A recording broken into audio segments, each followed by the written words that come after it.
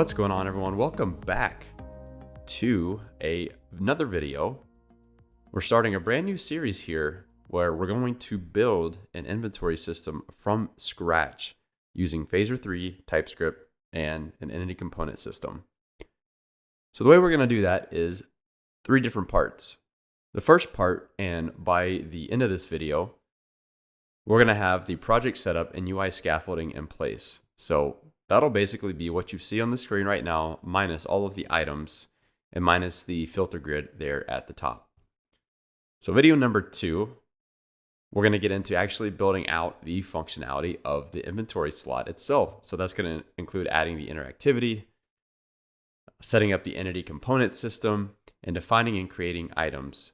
And during that process, I'm going to show you how you can take a data-driven approach to building out your items in a way that allows you to easily customize and add new item types without getting into too much of an inheritance type object-oriented structure with your game entities.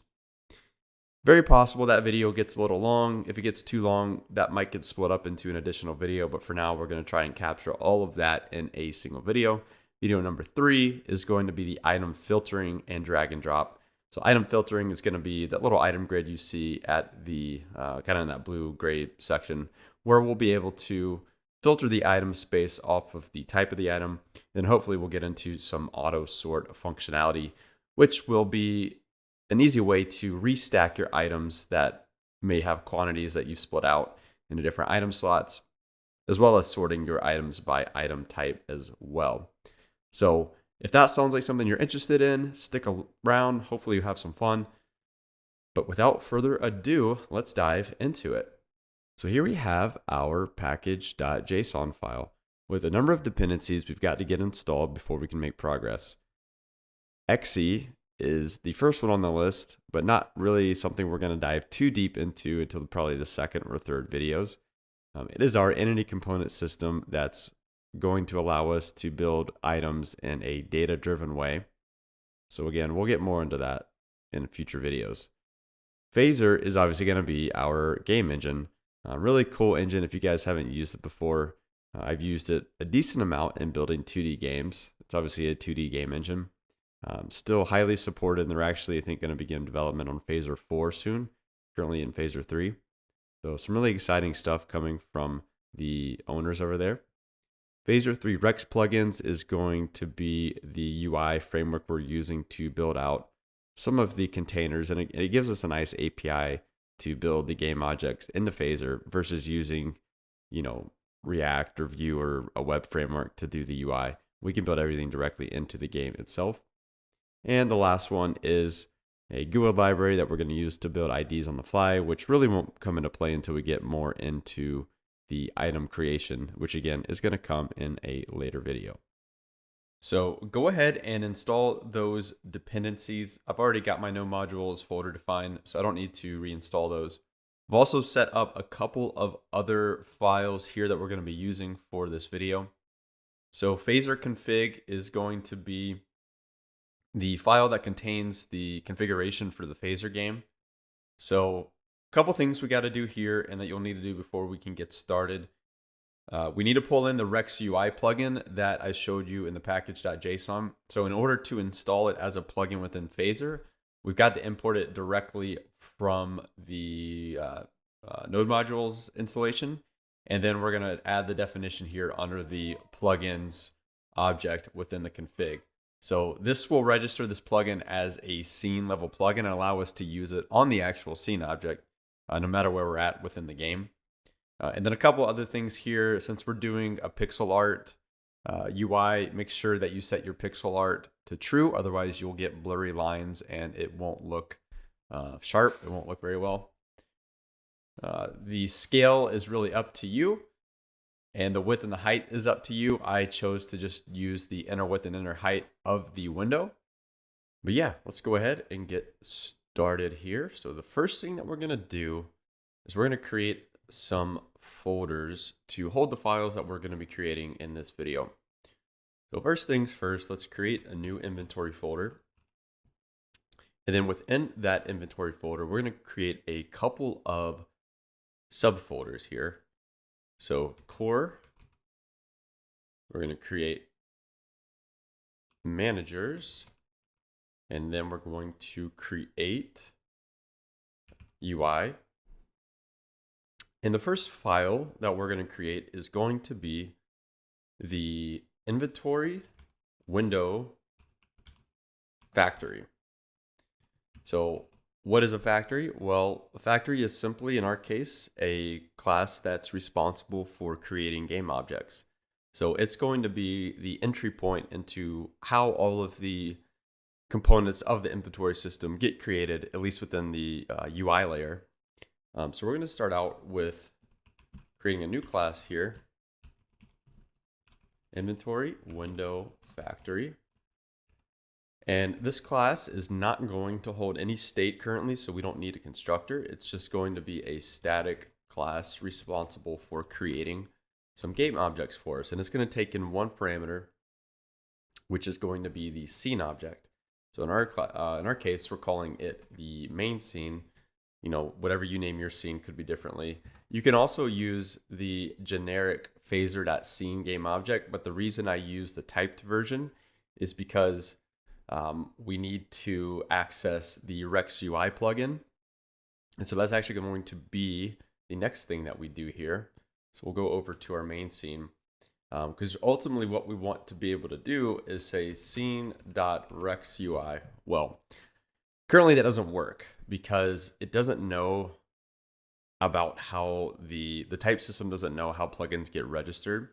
And so that's where we have to do a little workaround to get it to kind of recognize the fact that we've registered a plugin. So let's grab from my other window here, we're going to grab the Rex UI plugin.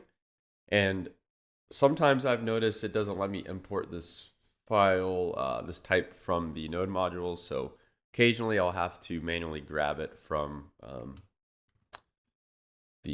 or directly import the path itself. But doing so should allow us then to go over and access now all of the goodness that the Rex UI plugin offers us. So let's see here, rexui.add. And now we've got all of the different elements and components that the Rex UI plugin supports available to us through the type system and get all of the IntelliSense goodness as well. Let's go ahead and get started here by creating a background image for the inventory window. So this is going to be, if we take a look at our assets folder, we should be able to see in the UI.png, this is our inventory window that I put together for this video. Just as a way to hold the actual inventory grid that we're going to be using. So I worked a little bit of pixel art magic, you know, how to make it look not completely terrible. And I think for a programmer, this turned out all right. So let's do that. Let's create a background image. So Phaser, that's super easy. So we're just going to create a new image by doing scene.add.image. Give it an XY position, and we're going to give it zeros for now because it's going to be nested inside of a container, and the container is what's going to get the actual X and Y positioning. So we're going to give it the key to our texture, our image atlas, which we haven't actually defined yet, but we're going to call it A_UI, the A underscore meaning atlas. That's not a keyword or anything. That's just how I've always named my atlas. That's what I use to reference my atlases. So I know the frame specifically for the inventory grid is going to be inventory.png. So next thing we're going to do, let's create a sizer. And what is a sizer? It's just a container that lets you hold other game objects. You can think of it sort of like a div if you were doing some web development. So we're going to create a Rex UI sizer here. Oops. Let's see, scene.add. scene.rexui.add.sizer. And we are going to give it a couple of different properties here. So width, we want to give it the background image.display width.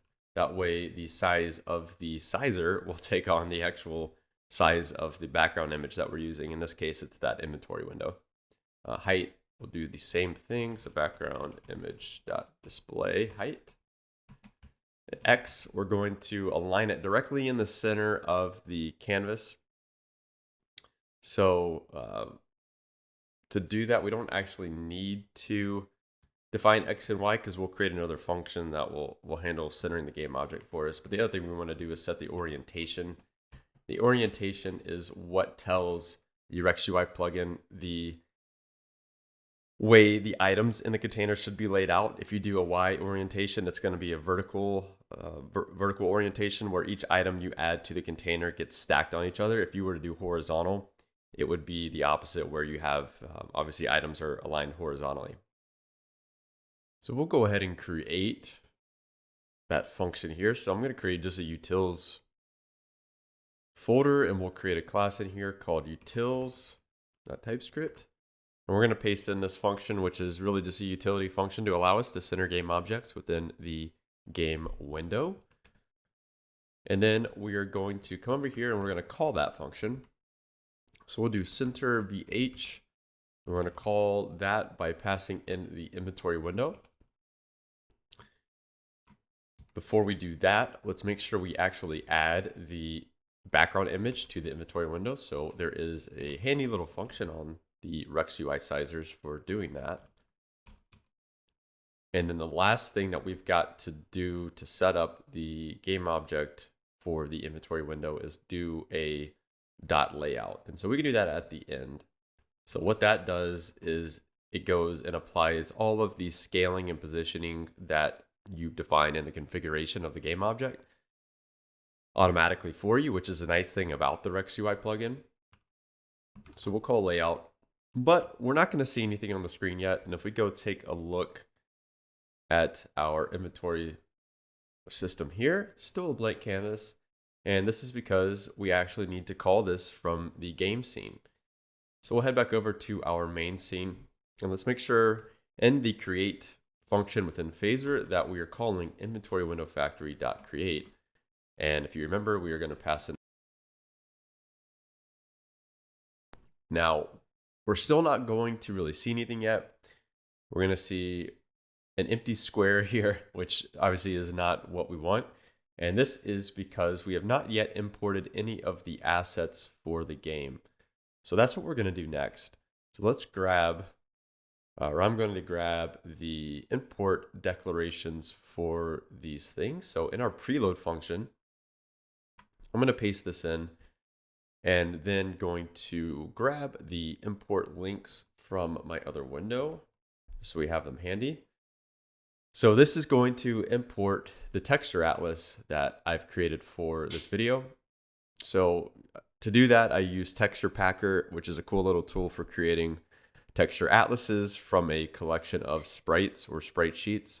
So it's kind of like a sprite sheet in a way, but it uses this JSON file to define where each of the individual sprites live, the size of those sprites. And then Phaser can actually read this in, and you can reference the items, reference the sprites directly from this using the name of the file. So you probably remember for the background image for the inventory window, I used inventory.png. So we need to save this. These other two lines here are sort of a workaround for file loading. I'm not going to go too much into detail for that. If you were trying to productionalize your game, you'd probably need to revisit how the imports work. This is just a workaround to get something working pretty quickly here. So let's go back and take a look at our inventory window then, and there it is. Great, beautiful. We've got a working little sprite inventory window on the screen. Only took a few minutes to get there. So awesome. I think the next thing that we're going to do now is try to get the actual inventory grid to show. The inventory grid is going to be the thing that holds all of these slots for the inventory system. In order to get the inventory slots on the screen, we're going to have to create a number of other files. So bear with me here. We're going to create several files, then I'll go back and talk about what each one of those is actually responsible for. So going to start off with the inventory grid grid factory.ts. We're going to create inventory grid slot.ts. We're going to create inventory grid slot factory.ts. There might be a couple of others that we need to create, but this should be sufficient for now. So I'm going to go through and actually create the class definitions for each of these. So for our inventory grid slot, the purpose of this class is to act as the main model for each of the inventory slots. So it's going to be where a lot of the functionality resides for our inventory grid. So inventory grid slot. So it is going to have a constructor, and it's going to take in a couple of parameters that we will define once we get the rest of these classes set up. So our inventory grid factory is going to be similar to our other factory. It's not going to have any internal state. It's just going to be a create method. So a pretty static class, if you will. So inventory grid factory, and we're going to give it a static create. And then we're going to do something similar here for the grid slot factory. And I now realize I pasted that in the wrong file, so it should be easy to fix. So move that around, and we will replace this with grid slot factory. And now we've got some but scaffolding in place, because ultimately what we're going to do is something like this: const inventory grid equals inventory grid factory dot create, and we're going to pass it the scene. And this is going to be the inventory grid that gets added to the inventory window, and then we'll have to arrange it using some padding techniques. And then by the end of this process, we should have a bunch of item slots, inventory slots, that we can see in the inventory window. So let's go into here, and we'll start setting up some of the scaffolding, additional scaffolding here. So we know this is going to take the scene. So once we've got the scene, now we're going to call into our inventory grid slot factory. This is where we're going to actually create the slots themselves. So we're going to do inventory grid slot factory dot create. And this is going to take 3 parameters. So the first parameter is going to be the scene. The second parameter is going to be the number of slots.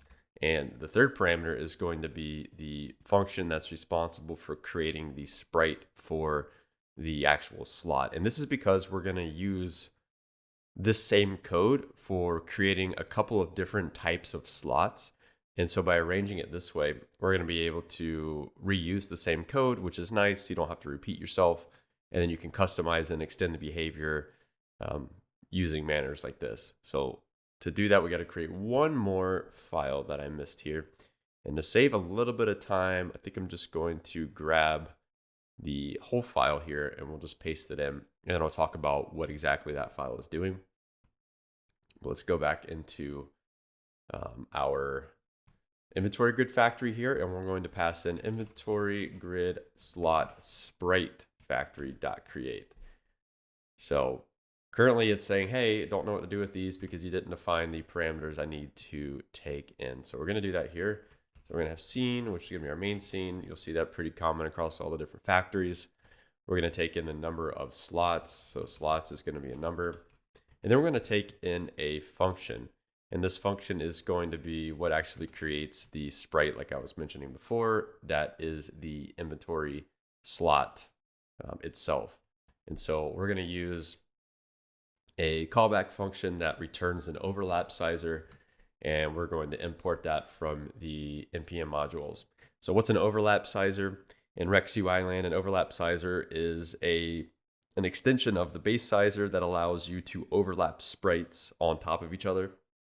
And so it works really nicely for the inventory slots because we have things like quantity, which is a game object that sits kind of on top of an item. And so you can attach or assign multiple sprites into a single container and use the overlap configuration to align and arrange those items. So it's a pretty nice feature within the Rex UI plugin itself. So if we go back and take a look at our inventory grid, so we do call create on the slot factory, but there's nothing in there yet. So that's what we got to add next. Let's actually go and create the slots and give them the appropriate configuration that they need so that we can then use it to add items to it later on. Well, I guess before we do that, we should take a look at the file I pasted in. So the inventory grid slot sprite factory, which I realize is a mouthful, but its sole responsibility is to just create the background for the sprite, create the background sprite for the slot, and then create the slot as the overlap sizer, and it assigns the background and returns the sprite. So take a look, we can break this down. Hopefully it should be pretty self-explanatory. First things first, we create the slot sprite background by adding an image with inventory slot as the frame of this texture atlas, which I discussed earlier. Slot sprite is going to use the Rex UI API to create an overlap sizer. We're going to give it a position of 0, 0, again, because the X and Y of this is going to be controlled by its parent. So you don't actually have to set the X and Y for any of the child sprites within a container. The width and the height, in this case, I'm multiplying it by 2. I'm only scaling this inventory window up a little bit to make it easier to see in the UI as we're working with it. You might want to adjust the width and height of your sprites to fit your own game. Again, this is just an example. And the last thing here that we're doing is we're adding the background just so that slot sprite background appears within the window. But let's head back over to our inventory grid slot factory and get these slots created. So I'm going to grab some code I already wrote here to save a little bit of time and paste that in. And let's talk about what each one of these lines are doing. I'm going to skip over the obvious stuff. Obviously, you guys know what declaring an array is. So we're going to loop through the amount of slots that are passed into this as a parameter. In this case, we're doing 25. We're going to call this create slot sprite callback, which is the function we just looked at. So that's going to give us the slot sprite. And then we're going to create an actual instance of the inventory grid slot. And again, this is going to be where all of the kind of business logic for the inventory grid slot lives. And we're going to give that a couple of different things. We're going to give it the sprite for one that we just created. And we're going to give it a context. And the reason that we give it a context is so that we can extend the behavior of these inventory grid slots for more than just the inventory. So if you're thinking of building a game that's going to utilize an inventory system, you might have instances where you're creating inventory slots that aren't necessarily for the player's inventory. It might be for a skill bar, it might be for a shop window. And in those cases, you want a way to distinguish the different types of slots without necessarily creating different versions of the slot itself. So you might not want to create like an action bar grid slot and a shop window grid slot. So this lets you define the type of the grid slot ahead of time so that you can use that to make decisions within your code. So we got to create this enum class here. So let's go ahead and do that. So I'm going to grab, actually I'll just create it, I think, outside of here. Let's create inventory grid context TS, and we'll do export enum inventory grid context. And for now, we just have one option. So that's just going to be inventory. So if we go back over to our grid slot factory, we should be able to import this now. The next thing we got to do is actually go into this inventory grid slot because right now there's nothing in it. So we've got to define a couple of different things within this inventory grid slot. So first thing, let's define the parameters that get passed into the constructor. So we've got the slot sprite, and we can actually use a new TypeScript feature, which allows you to define the property within the constructor. So private read-only or public read-only slot sprite. And we'll call this the overlap sizer, and then the other parameter is going to be the slot type. So public read-only slot type. And this is going to be the inventory grid context. And then we'll go back to the inventory grid slot factory and comment these lines out. We will add this a little bit later. This is going to add most of the pointer events. So that's, clicking on the actual item slots themselves and the hover events and those kinds of things. Okay, so the next thing we're going to do is actually assign these into a grid. And so I've got some pre-written code here that we will walk through and explain. So we're going to do a 5x5 grid, and we're going to add a grid sizer, which will position these item slots into the grid. And so to do that, we use the UX/UI API to create the grid sizer, give it the number of columns, we give it the number of rows, and we give it some space configuration. And then we actually loop through each of these slots. So first thing we do, we grab the item slot at position 0. Then we do a little bit of math. And the reason we have to do this math is because the UX/UI plugin adds item slots to the grid column by column instead of row by row. So to give a quick example of what I mean, if that isn't clear, picture these as the item slots. So I would expect to define the indices of my slots like so. So we'll do 5, and then we'd come and add these. And picture this as your grid. And so I would expect that the slot index would be something like this: 1, 2, 3, 4. And then this would be 5. And I think you probably get the idea. Let's see, 9. But the UX/UI plugin does not create these slots from left to right. It actually does it this way. So this would be 0, 1, and it would go all the way down to 5 vertically before it would come back to the top. And so then this would be 5. And you can kind of see that pattern. And so what we do is we do a little bit of math to figure out what our actual row and column is. And it does that by looking at the number of columns and some modulus math to kind of derive what our slot index will be. And that's why we call this function on the item slot to then go and set the slot index appropriately. And then we can assume that if you have 25 item slots, the slot index on each of those item slots will match what the UI displays. We also do a little bit of computation for figuring out the right padding and the bottom padding. Not too much to explain there. That can be tweaked to your liking depending on how much padding you want in the inventory window. The next thing that we do is we take the table game object and we're adding the slot sprite to that table. And so this will start to position those items in the grid sizer. And again, we can give it some padding configuration, and this will make it so that you get that nice grid look and feel that you would expect from an inventory window. A couple other things that we add, this align center makes sure that the item sprite is aligned in the center of the container. So each of the cells within the table would have, a container, and you want to make sure that whatever you're putting into that cell is aligned in the center so that things just line up naturally as you would expect. And I will fix that compile error here in just a sec. Again, I have a comment here that sort of explains the same thing of why we do this. At the very end, we actually want to sort the slots by the slot index.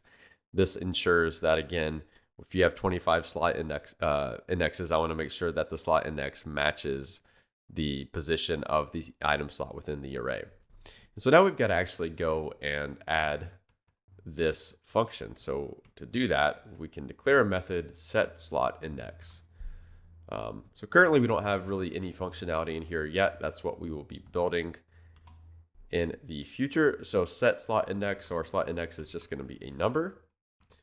And all we're going to do is we're going to set the slot index, which now I realize this cannot be read only because it won't let us set the, well, actually, no, that's slot sprite, excuse me. So we're actually going to set a new property here.